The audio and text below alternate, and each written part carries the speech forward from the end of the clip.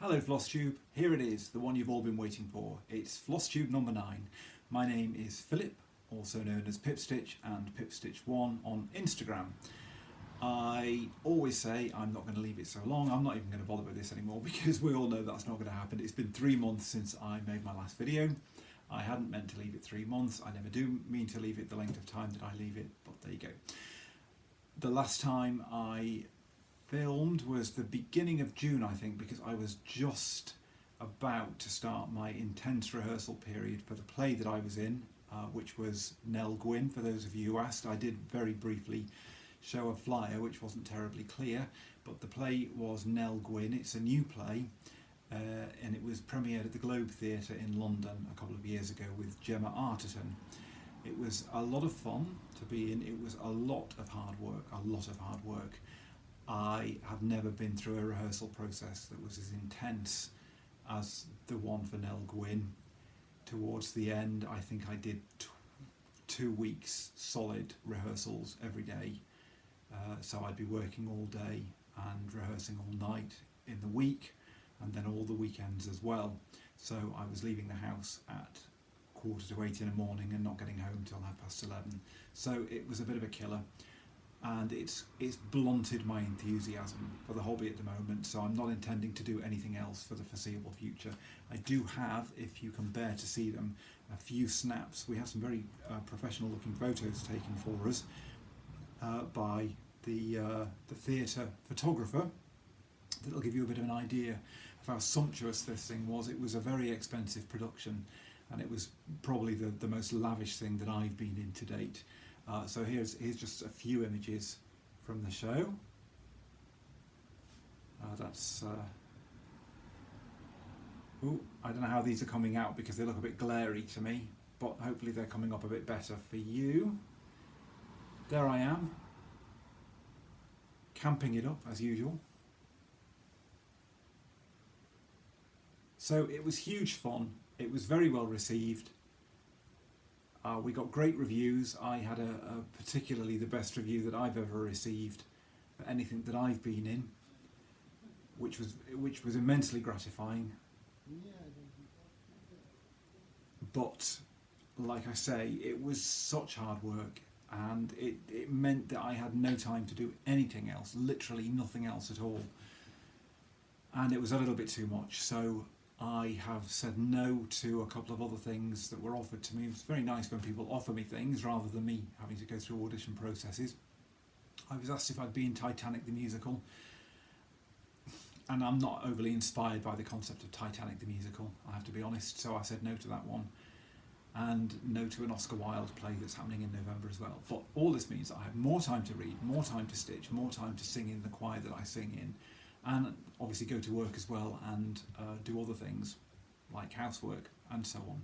So there was a big swathy period where I was doing virtually no cross stitch at all, but that doesn't mean to say I haven't had a finish, because I've had a finish.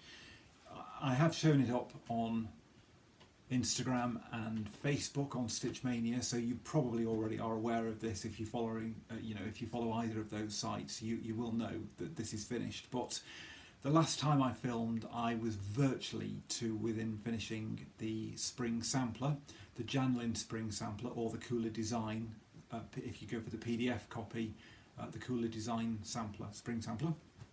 And it's finished. I gave myself an extra month because originally I was going to stop working on it at the end of June regardless.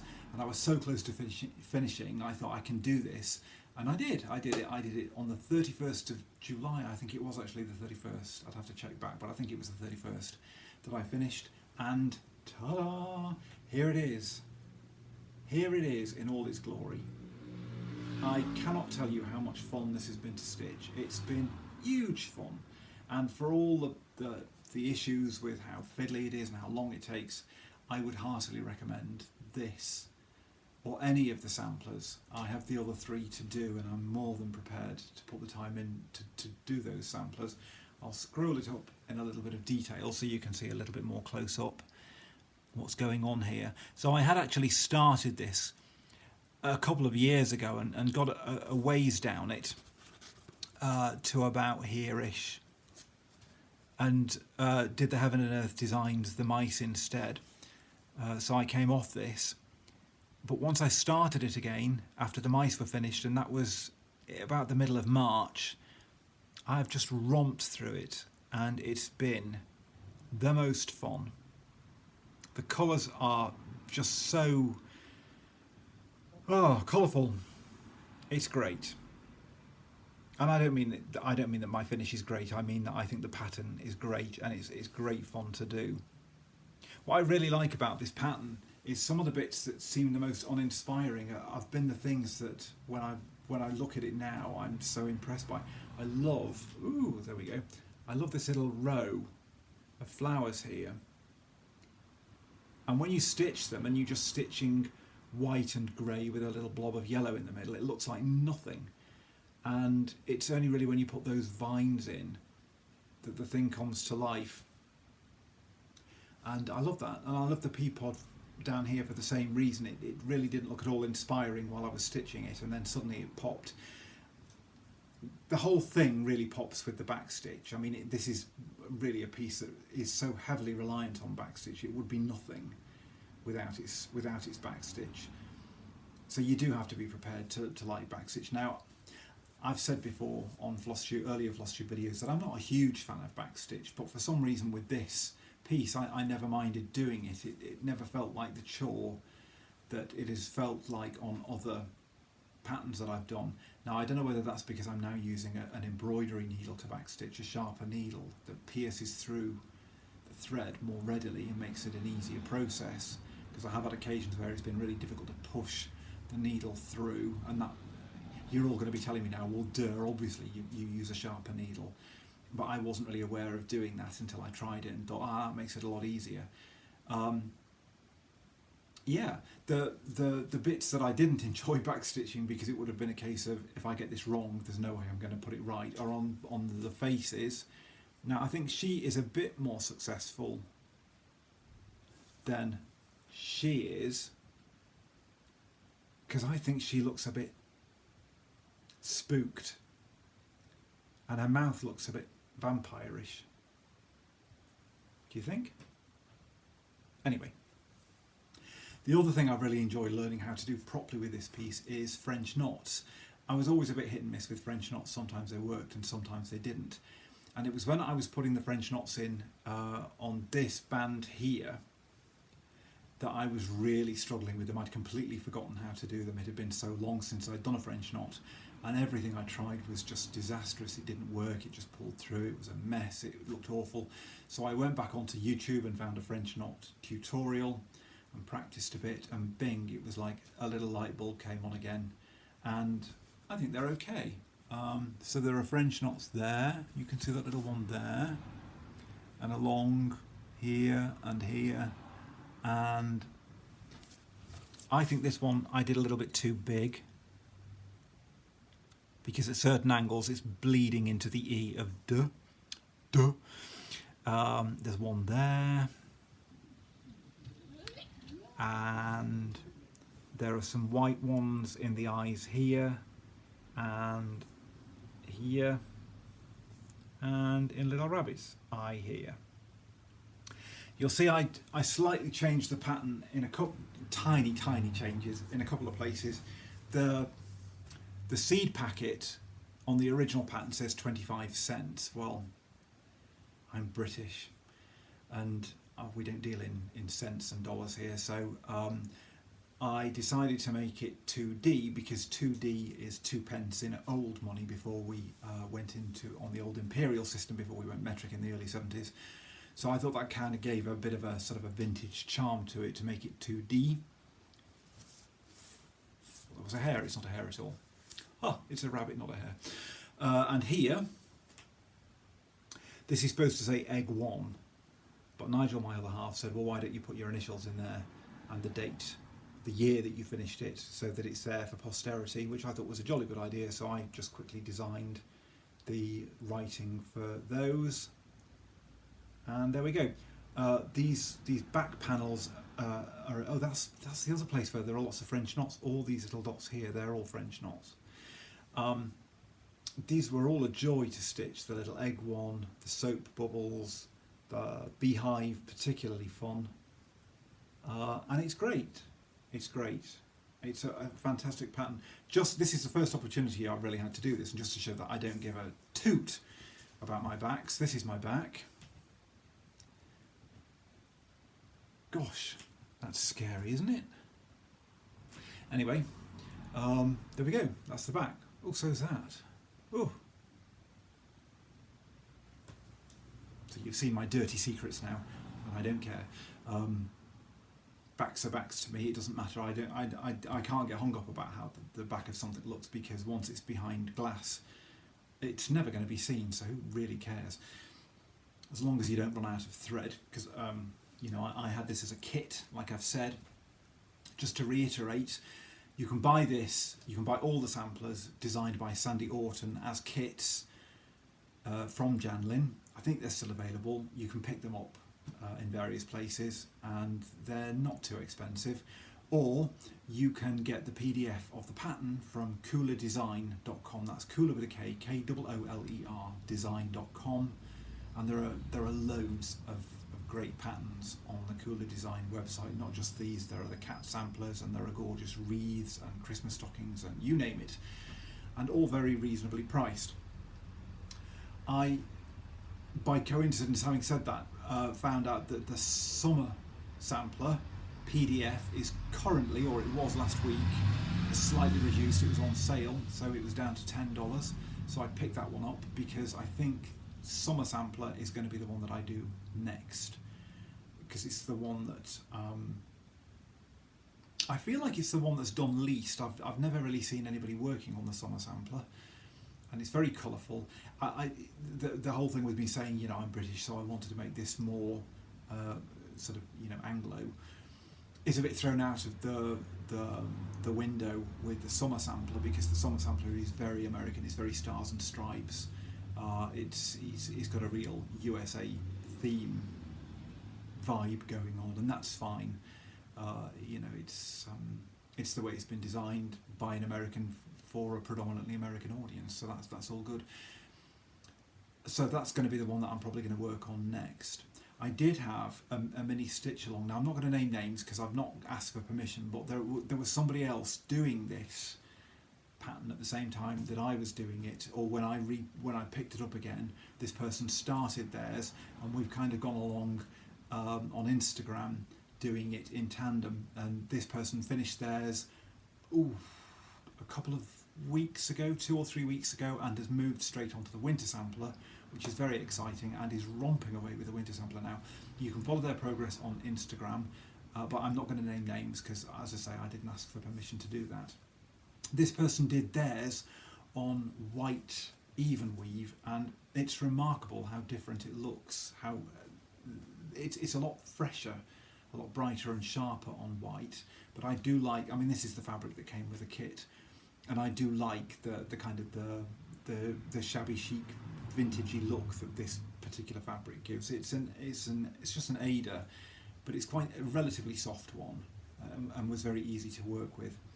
The plan, because you know this obviously is not framed, because there are 4 of them to do. My plan was that I do all 4, so that when I do get to frame them, the frames will be the same. Because you know, if I frame this now, what are the chances of me finding the same frame, you know, 63 years down the line when I've finished the last one? And my thought process was that rather than always displaying all 4, would be that I'd rotate them. So I'd have one place with one frame space, and I'd put spring up in March, April, May, summer in June, July, August, etc., etc., so that the season is reflected with the sampler that's on display for that period of the year. That's the plan, but you know, I'm only a quarter of the way through the whole thing, so let's not be holding our breath on that one. So, hooray! Hooray for a finish. We like finishes. So that one's just wrapped up at the moment. I'm just going to pop it back in its box while I continue to yabber on, because I don't want it getting dirty or anything. So that one's done, finished at the end of July, and I had promised, and I'm honouring the promise, to make the pairing up for the stocking that you will have seen on earlier Flosstube videos or Instagram. You can go back on my Instagram account, pipstitch1, and see the first stocking that I did. But I'm also doing this stocking as a companion piece, which is called Welcome Santa Stocking. Ho ho ho. So this one will be with my name on it. Benjamin can go make his own. The other one has Nigel's name on it. So there'll be a pair that will go either side of the fireplace, is the plan. This is stitching up quite quickly. The other one, which was Santa's flight, is a very intricate design, full coverage, very fiddly, lots of different things going on. Well, you've seen it. I'm sure you've seen it, and if not, you can just flip back and find that on Instagram. Or you could put Santa's flight dimensions into Google and it'll probably throw up an image for you. This one's a much more straightforward image, and I have my progress to date now. I've been working on this for about 2.5 weeks now. Is it about 2.5 weeks? Something like that. And here we are. We're romping away.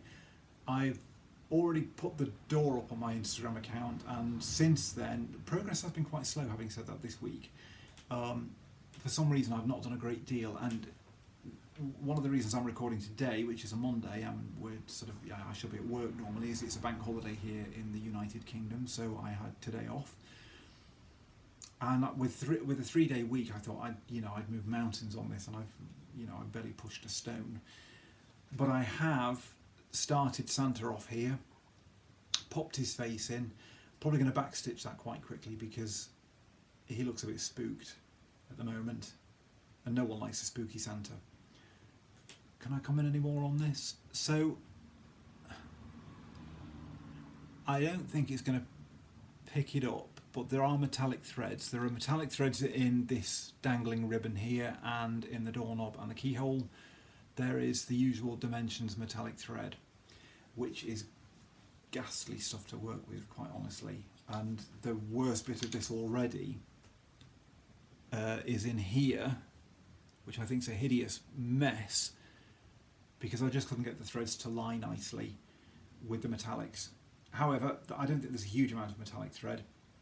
I have to use it again in these 3 blobs here, which are going to make little sleigh bells, which are attached to the sack that Santa is bringing to the front door. But it's a lot of fun.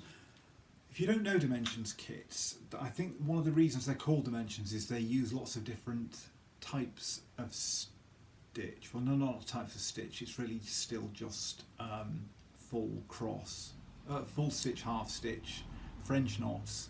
They do couching, but it's the number of threads that are required that give different textures to certain areas of the pattern.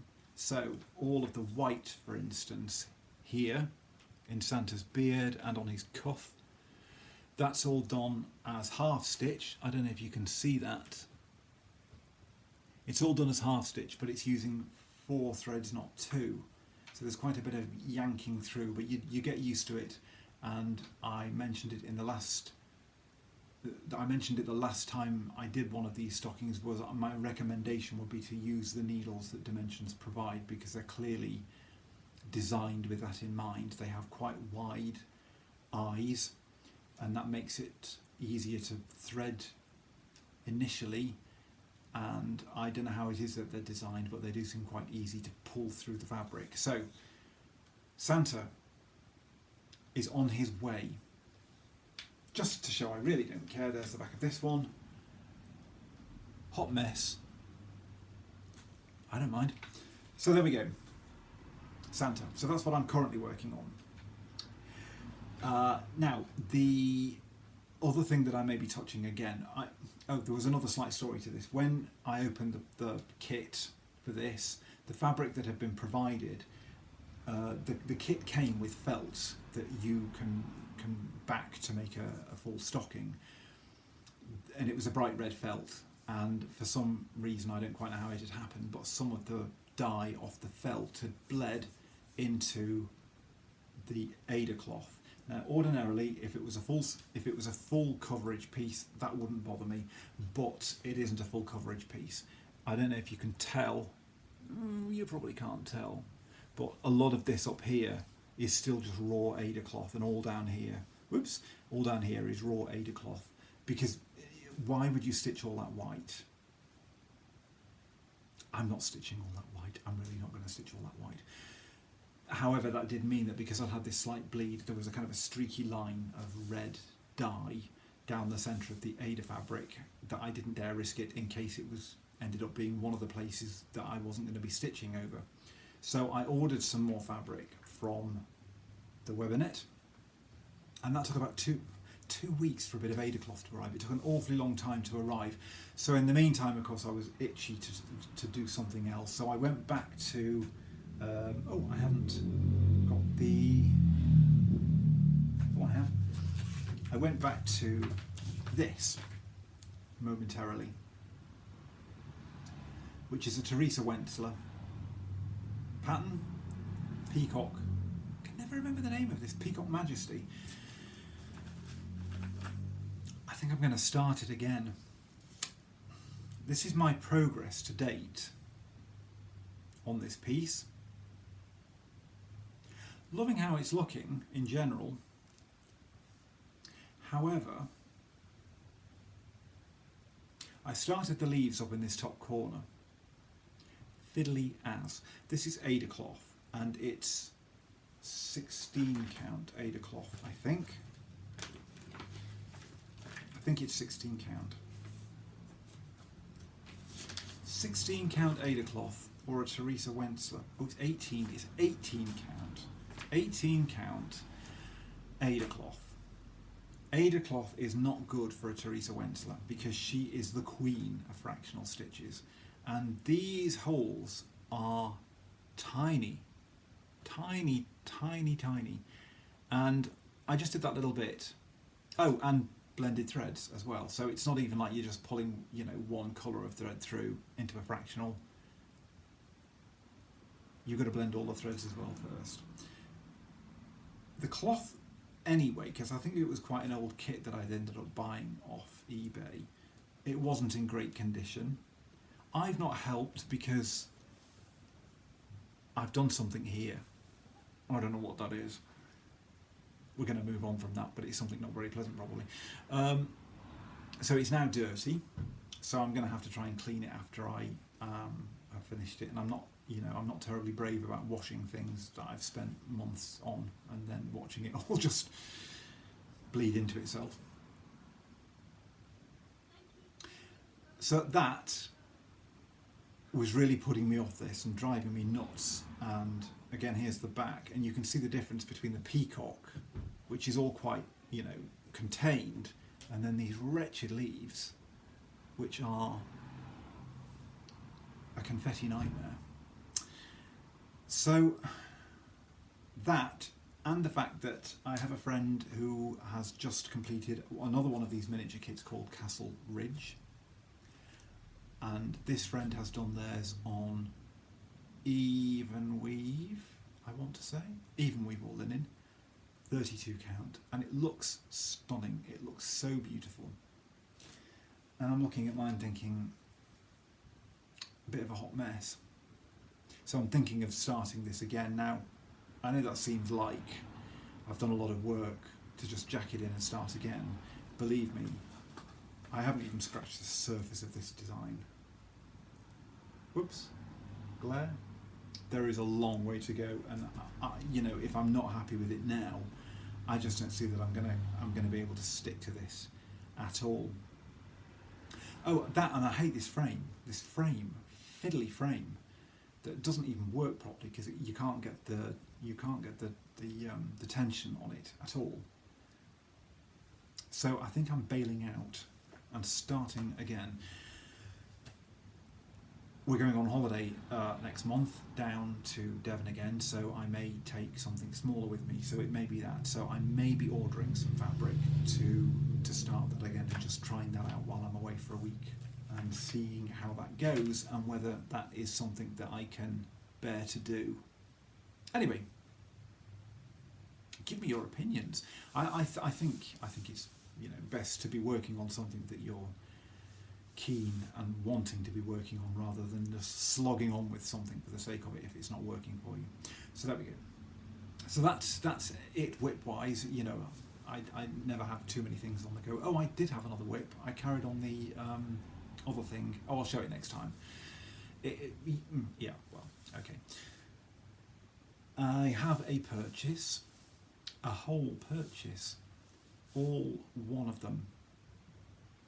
This is a Facebook friend who has started a Facebook group to de-stash her collection.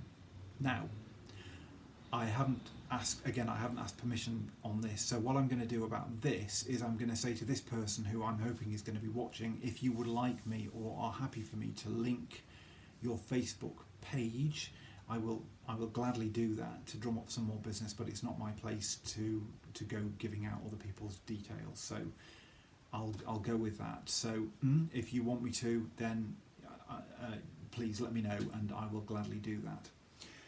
A lot of you may know who I'm talking about anyway, because I think quite a few of you are probably already a member of the Facebook group that this person has started up, but I hope you understand that it's not my place to just give out people's names on the internet, which can be a dark and scary place. Maybe not Flosstube.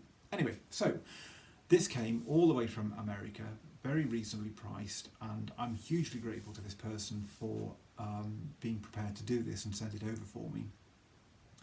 I had a bit of a weird moment when I was watching one of Gerald's videos. Now you see, and I know I've mentioned somebody, but this is okay because I'm just linking to another Flosstube video here. That's okay, isn't it? Ginger Gerald Stitcher. I've done it now. Sorry, Gerald. Was telling the story about how he was looking on so-and-so, and he picked 2 kits up, and one of the kits was the one that I've just bought, and I thought, oh, that's so strange, because I was looking at that kit on so-and-so. It'd be really weird if the other one that he was looking at was this other one, and it was so spooky. He had bought the 2 kits that I had looked at and thought, maybe not, and didn't, and then you can't get them on so-and-so anymore. So I found this and thought, yeah, it's time to do this, because Gerald has done a little bit of work on his. I probably need my bumps reading for wanting to even try to do this. It's an enormous project, but I'm going to give it a good shot. My intention is to do it after I finish the stocking. So this is called Fairytale Town. I don't know why it's called Fairytale Town, because it's not particularly linked to anything literary. It's strange name. Anyway, that's what it's called. By Abris Art, who I believe are possibly Ukrainian or Russian or something Eastern European. Anyway, here it is. That looks okay, doesn't it? It's a gorgeous design. Oh, I don't need to comment as well when I'm bringing the picture in. You want to see my scary face? So, quick whiz over. Right at the end yet, because I've lost it. Oh, yeah, there we go. So, looks gorgeous. Give it a go. Here's the fabric. No biggie.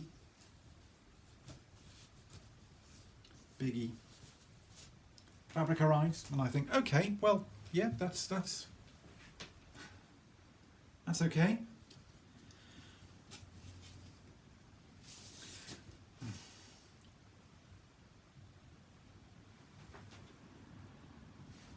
That may be less so.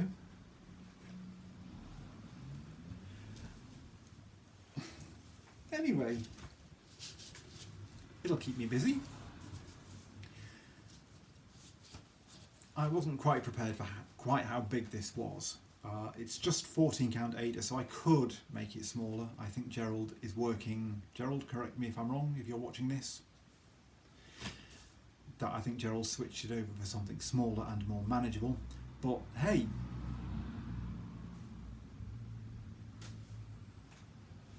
I like to keep pushing the boundaries, and I did the Heaven and Earth designs and thought originally, I'll never finish this, it's not going to work, it's not going to happen, I'll get bored, and I didn't. I pushed through and got that finished. So my view is, this is just another challenge like any other. And how gorgeous is it? And having looked through it, it's a very comprehensive chart. There are pages and pages of this chart because it all kind of breaks down. The way they've done it, they've done it so that you could, if you wanted, break it down and just do one of these houses. So they've kind of nicely framed each of these sections off so that you could do it as a number of smaller pictures if you wanted, or you can just go mad and do the whole thing. And yeah, it doesn't look that difficult to chart. I'm obviously not going to show the chart to you. You're just going to have to take my word for it. I think Gerald said it was quite confetti heavy, the bit that he was doing. But when I look at this, you know, I've seen worse patterns than this for confetti. So anyway, what a hoot. So thank you to the person that sent this over. Very, very generous to sort that out for me. I'm very, very grateful to have it in my stash, and I will be even more grateful if I ever get to do it. Who can say? I'm going to give it a shot. So my plan is, and you know, I really shouldn't sort of, you know, make plans because I've done it in the past and said this is what I'm going to be working on next, and then you've never seen that thing again. So it's a bit of a dangerous thing to do, but that is theoretically what I'm going to pick up when I have finished the stocking. In terms of how I'm going to do it with that ridiculous length of fabric, we were looking at this last night, and I think I'm going to try this. That should work, shouldn't it? So it'll be like one of those cyclorama things, but the world's slowest one. So, you know, I'll just have a huge, great big bunch of fabric on one side to start with, and I'll just wheel it across as I work through an entire town. So that's the plan. There we go. Right, what else was I going to talk about? I was going to briefly mention Theresa Wenzler. I am going to do that video. Which I've been promising since time eternity, to go through my Theresa Wenzler stash. People will be aware that there's been a bit of not a controversy, but Theresa Wenzler has removed the dragon designs from Patterns Online. It's her choice, they're her designs, she can do what she wants. I have seen a slight push up of the price of the dragony type designs now on eBay, which is a bit of an unfortunate side effect, but hey, they're her designs, you know, that's her call, and I'm not going to sort of pass judgment. My only reservation really would have been that there was absolutely no warning that was going to happen, so there wasn't even an opportunity. I had a couple of dragon designs. There's one, I can't think what it's called, but there are dragons that are sort of interweaved in a sort of a trellis on a blue background. What's that one called? Dragons interweaved on a blue trellis. I think that's the natty title of that one. And I've not got that, and will never now have the opportunity to have it. But you know, there are always things to stitch. It's not a problem. So that's as much as I'm going to say on that. So I will get round to doing the Theresa Wenzler stash overview at some point, when I finally pull my finger out. There we go. That's everything in the world of stitching. That's everything in the world of theatre. I have just finished this book, because we like talking about books as well. This book is called Magpie Murders by Anthony Horowitz. Anthony Horowitz wrote the junior James Bond books. He was a children's author, or is a children's author, but he's also venturing out into adult novel. That didn't sound good.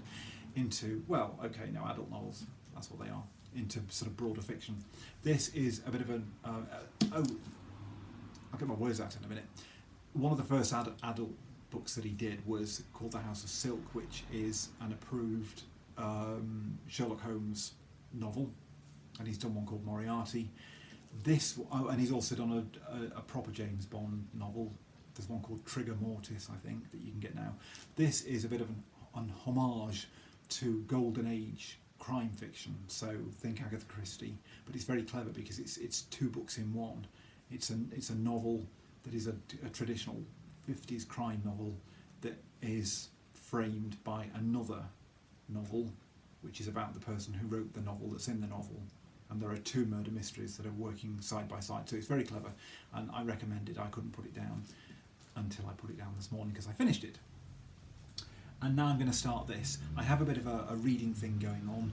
I made someone promise or try to read War and Peace, and admitted that I had never read To Kill a Mockingbird. Oops. So I'm going to read To Kill a Mockingbird, but I also promised as part of the pact that I would try and get through this. Wish me luck.